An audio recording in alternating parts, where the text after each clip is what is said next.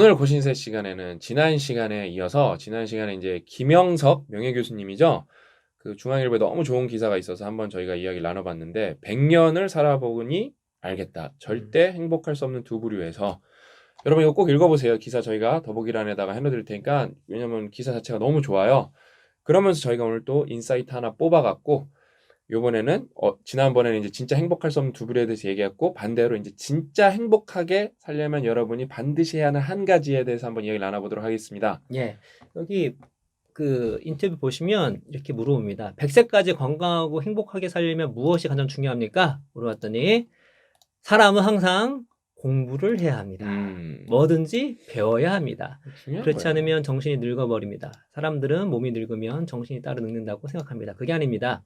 자기 노력에 따라 정신은 늙지 않습니다. 그때는 몸이 정신을 따라옵니다. 라고 했습니다. 그래서 교수님께서 100세까지 살아보니까 평생 해야 될 거, 또 행복하고 건강하게 살기 위해서 한 가지를 꼽자면 무엇이다? 예, 공부라고 얘기를 했는데, 그래서 우리가 뭐 저희 채널에서도 공부 중요성에 많이 얘기를 했잖아요. 그래서 공부를 해야 될 이유에 대해서 다시 한번 환기하는 그런 시간을 가졌으면 좋겠는데, 공부를 왜 해야 하는가? 뭐 이유는 여러 가지가 있습니다. 근데 저는 이제 한 3가지 정도로 보고 있는데, 첫 번째로는 우리 아이들한테도 비슷한 얘기를 많이 하는데, 공부를 왜 해야 되는가?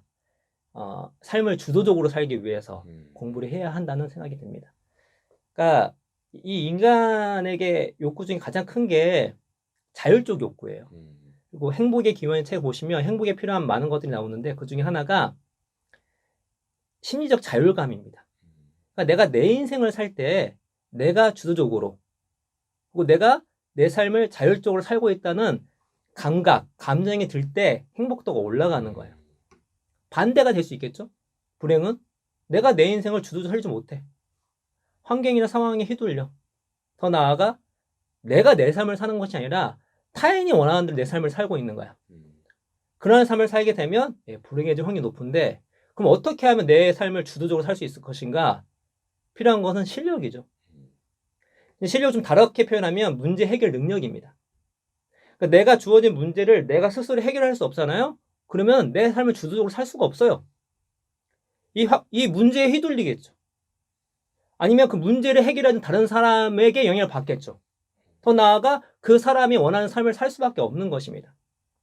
이건 단순히 뭐 내가 여기 기업의 사장이다, 내가 뭐 여기 직원이다, 그런 문제가 아닙니다. 내가 여기서 직원이라 할지라도 내가 직원으로서 주도적으로 할 수가 있는 거예요. 언제? 내가 직접 내 실력이 있으면 주도적으로 할 수밖에 없습니다. 내가 주어진 문제 해결을 내가 잘해내. 그러면 어떻게 되죠? 인정받고 네가 원하는 대로 너의 자율권이 커질 수밖에 없는 거예요. 거기에 극단화돼서 이 사람이 이 조직 내에서 대체 불가능한 사람이야. 그럼 당연히 자율권을 얻을 수밖에 없는 거죠. 그래서 우리가 왜 공부를 해야 될까? 이 살아갈 때 주도적으로 살기 위해서, 심지어 자율감을 얻기 위해서, 그러기 위해서는 실력이 필요한데, 실력은 문제 해결 능력이 필요한데, 문제 해결 능력은 공부를 하지 않으면 안 되기 때문에. 라는 첫 번째 생각이 들고, 제가 그래서 하나 붙여서 말씀드리면은 그거예요. 제가 이제 삼성 다닐 때 삼성을 되게 다니면서 만족도가 되게 높았어요. 왜냐면은 야근도 내가 원해서 한 거고, 돈도 많이 받고, 그다음에 밥도 잘 나오고, 그다음에 일단은 통근 버스가 너무 잘 돼 있어서 우리 집부터 회사 사업장까지 3분만 걸어 나가면은 회사 버스 딱 서갖고 좀 오래 가긴 해야 돼요. 충청도까지 가니까 1시간 반 타지만 좋은 버스 타갖고 가면 책도 읽어도 되고 잠도 자도 되고 모든 면에서 만족도가 높고 고가도 잘 받고 동료들, 저는 이제 책임이니까 대리들이랑 사원들이 더 많았는데 이 친구들도 다 훌륭하고 그다음에 이제 좋은 상사도 있었고. 제가 삼성에서 나가야겠다고 결심한 게 뭐냐면은, 그러니까 내가 좀 이렇게 좋은 의견이 있는데 그게 반영이 안 될 방법이 없는 거예요. 반영이 될 방법이 없는 거예요. 그냥 묵살되는 거예요. 그냥 내 안에서는 주도적으로 다 할 수가 있어. 내가 거기서 실험도 내 마음대로 할 수 있고 개발도 내 마음대로 할 수 있는데 내가 더 큰 아이디어가 있었어요. 근데 이게 아무리 봐도 이거는 사장 아니면은 이재용 이런 사람한테 가야 돼요. 근데 이게 전달될 방법이 없는 게 너무 답답한 거예요, 이게요. 그 미전실 그때 미전실 그런 얘기 했었는데 미전실 언제 나 불러주나 막 그런 생각 했었거든요. 그러면은 이제 제가 그런 게 있어요. 만약에 저는 상무로 가면은 더 재밌게 할 것 같아요. 내 주도권이 좀 커지면은. 저는 솔직히 만약에 삼성에 상무로 가면은 돈 안 받아도 돼요. 왜냐면 그냥 재밌어서 일하러 갈 것 같아요. 왜냐면은 제가 할 수 있는 일이 글로벌하게 퍼질 수 있는 경우는 잘 없거든요. 그 만족감이 어마어마하게 클 것 같아요. 그다음에 내가 뭔가를 주도적으로 할 수가 있고. 돈은 뭐 따라오는 거니까. 그다음에 솔직히 돈은 지금도 먹고 살 만큼 버니까. 예. 그래서 아무튼 주도적으로 여러분 사는 게 되게 중요해요. 그래요. 맞습니다. 그래서 여기 이제 재밌는 게 그거예요. 건강하고 행복하게 살아려면 뭘 해야 되냐? 그리고 공부를 말씀하셨던 거거든요. 그래서 1번 연결하면 이겁니다. 우리가 자율적 욕구가 있으니까 욕구가 충족되면 좋겠죠? 근데, 자율적 욕구가 충족이 안 되면 안 좋은데, 근데 안 좋은 정도가 아니라 이제 몸이 망가집니다. 그래서 우리가 보통 얘기하는 회사 내에서 뭐 CEO나, 리더가 얼마나 큰 막중한 책임감이 있잖아요. 의사결정 내려야 되고. 거기서 오는 스트레스가 얼마나 큽니까? 근데 그 스트레스보다 더 큰 스트레스는 뭐냐? 내 맘대로 아무것도 할 수 없는 부하의 스트레스가 훨씬 큽니다. 실제로 이런 CEO와 또 리더와 임원급과 부하 직원의 건강 상태를 체크하면 어떻죠? 예, 그냥 그 부하 직원의 건강 상태 훨씬 안 좋습니다. 왜냐하면 당연히 내가 할 수 있는 자율권이 한정돼 있으니까. 내 삶을 내가 주도적으로 살지 못하면 예, 건강해지기가 쉽지가 않은 거예요. 근데 그게 거저 얻을 수는 없습니다. 어쩔 수가 없어요. 우리 조직적으로 돌아갈 수밖에 없으니까. 그래서 필요한 거는 실력, 문제 해결 능력입니다. 그걸 얻기 위해서는 그냥 얻을 수가 없죠. 공부를 해야 된다. 라고 정리해 볼 수가 있겠고, 공부를 해야 하는 두 번째 이유는 무엇이냐면, 원하는 가치를 얻기 위해서입니다. 저희가 자주 말씀드리는 성공을 해야 되는데, 그 성공의 정의가 뭐냐? 성공은 내가 원하는 가치를 얻는 거. 여러분 살아가면서 원하는 가치들이 있을 거예요. 가치를 얻었을 때 우리가 행복할 수 있겠죠? 그럼 그 가치를 어떻게 얻을 수 있을까? 대부분의 가치는요, 전문성의 문턱이 있습니다. 직업적 가치든, 뭐 돈의 가치든, 명예든 권력이든 간에 다는 아니지만 대부분 전문성의 문턱이 있어요. 어느 정도 전문성을 획득하지 못하면 내 그 가치를 얻을 수 있는 자격조차 없는 경우가 되게 많아요. 그럼 전문성을 어떻게 얻을 수 있을까요? 공부를 할 수밖에 없습니다. 그리고 내가 원하는 그 가치는 나만 좋아하는 가치가 아니에요. 내가 좋아하는 가치는 대부분 다른 사람도 좋아하는 가치입니다. 그 가치를 얻기 위해서는 어떻죠? 예, 경쟁이 있을 수밖에 없어요. 그럼 경쟁에서 이기기 위해서는 예, 전략적 행동을 해야 되겠죠. 전략적 행동이라는 것은 그냥 한다고 되는 게 아니에요. 공부를 하지 않으면 예, 전략적 행동을 하기가 거의 불가능에 가깝습니다. 전략을 잘 짜기 위해서는 메타인지를 높여야 되고 우리에 대해 공부를 많이 해야 되고 환경에 대해 공부를 많이 해야 되고 상황에 대해 공부를 해야 되고 적에 대해서 공부를 해야 되는 것이거든요. 그렇죠? 그런 걸 하지 않으면 좋은 전략이 나올 수가 없어요. 좋은 전략이 나오지 못하면 예, 내가 원하는 가치를 원하는 것을 얻을 확률은 극도로 떨어지게 되겠죠. 그래서 공부를 왜 해야 되는가? 내가 원하는 가치를 얻기 위해서. 그 가치를 얻었을 때 우리가 행복해질 수가 있는 거니까. 조금 더 깊게 들어가 보면은 다 공부예요, 결국에는. 근데 저는 정말 많은 친구들을 상담을 해줬고 나이 많은 분들도 제가 상담을 많이 해줬거든요. 진짜 미니멈 몇천 건이에요. 진짜 미니멈 몇천 건. 근데 일단은 원하는 가치를 얻는 게 성공이잖아요. 그럼 그 전에 이렇게 충족돼야 되는 조건이 있는데 그러면 내가 원하는 가치를 뭔지 아는 게 중요한데 그걸 몰라요, 다. 그래서 남이 정해놓은 가치에 따라서 살아갑니다. 저도 그랬어요. 일단은 아주 보편적 남들이 정해놓은 가치가 뭐죠? 돈이죠. 돈 많이 벌면 행복할 거다. 우리 일부에서 말했죠. 아니라니까요. 그렇게 상관관계가 어느 정도 구간까지는 있지만 그 다음부터 심지어 없다니까요. 포화되고 아예 세츄레이션 되는 구간이 온다니까요. 왜 그 말대로라면은 부자들은 우울증 한 명도 안 걸려야 되잖아요. 그렇죠? 많이 걸린다니까요. 그냥 그 가치를 몰라요. 근데 그거를 알아가는 공부가 또 필요해요. 저는 이제 딱 40살이거든요. 기대 수명으로 딱 인생 반 산 거거든요. 이제 내가 원하는 가치가 뭔지 더 명료해졌어요. 아, 그래서 이 가치를 추구하면서 가치를 얻기 위해서 살아야겠다가 되게 명료합니다. 근데 대부분은 이런 말을 꺼내지도 못해요. 일단은 뭐 먹고 잘 살면 행복하지. 일단은 왜냐 그건 1차적 욕구가 해결이 안 되면 2차적 욕구라는 게 없기 때문에 당연히 중요하지만 그거를 우리나라 여러분 소득 수준이면 그걸 해결한 사람이 많아요, 사실. 그렇죠. 되게 많아요. 우리나라 소득 수준이면은. 근데 이미 해결해 놓고도 여전히 1차원적 욕구에 머물러 있다는 게 안타깝다는 거예요. 잘못됐다는 게 아니라 더 행복할 수 있고 더 즐겁고 더 제대로 살 수 있는데 여전히 그러니까 예를 들면 이미 자전거를 타는 거를 완성을 해서 자전거 타는 스킬을 습득을 끝내갖고 보조바퀴 떼도 되는데 계속 보조바퀴 달고 타는 거예요. 그때는 뭐예요? 여러분이 빨리 달리려 그럴 때 그게 다 저항이고 짐이죠. 그러니까 이걸 너무 모른다는 게 전 너무 안타까워요. 그래서 가치를 얻기 전에 공부를 통해서 공부는 뭘 다 해결해준다. 가치를 파악하는 것도 해결해주고 가치를 얻는 것도 해결해준다라고 말씀을 제가 이렇게 한번 드려봅니다. 그리고 말씀 들어보니 뭐 타인의 가치에 맞춰서 산다는 것은 또 일본은 또 위배되잖아요. 주도적인 삶이 아닌 거니까. 그럼요. 나만의 가치를 발견하고 추구하는 것이 주도적인 삶이니까. 마지막 한 가지는 지적 호기심의 충족이라는 생각이 듭니다. 그러니까 우리 아이들을 보면은 아이들은 호기심이 매우 많아요. 호기심이 많아야지만 세상을 알아갈 수 있고 세상을 알아갔을 때 생존할 수 있기 때문에 아이들은 진짜 호기심이 높습니다. 그래서 어떤 뭐 구분하면 다양성 호기심, 뭐 지적인 호기심 여러 가지가 있는데, 근데 흥미로운 건 뭐죠? 이게 나이가 들수록 더 정확하게 나이가 들수록이 아니라 정확하게는 우리의 제도 안에 들어올수록 호기심이 사라져요.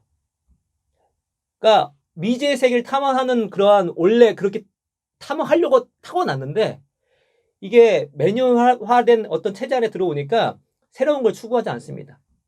신비한 걸 추구하지 않아요. 모험을 걸지 않아요. 그러다 보니까 이렇게 나이를 들다 보니까 어느 순간 호기심이 사라졌어. 근데 내가 평생 동안 어렸을 때 가졌던 정말로 새로운 거를 또 미지의 세계를 호기심으로 다가가고 그런 것들 맛봤을 때 오는 그런 쾌감, 지적 쾌감, 새로운 것에 대한 쾌감, 이런 것들을 유지하기 위해서는 공부를 해야 하는 것입니다. 그래서 자주 비유하는 게 지식의 섬이죠.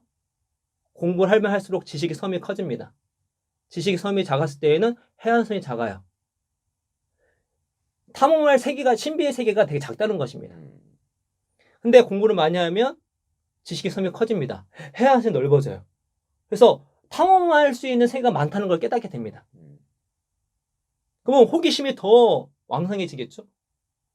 심지어 제대로 공부한 사람은 그렇기 때문에 겸손하기까지 합니다. 지적으로. 내가 겸손, 그게 아니라 지적으로. 내가 모르는 거 모른다고 하고. 왜냐면 공부해보니까 할수록 내가 모르는 게 많다는 걸 알게 되거든요. 메타인지가 높아지는 것이죠.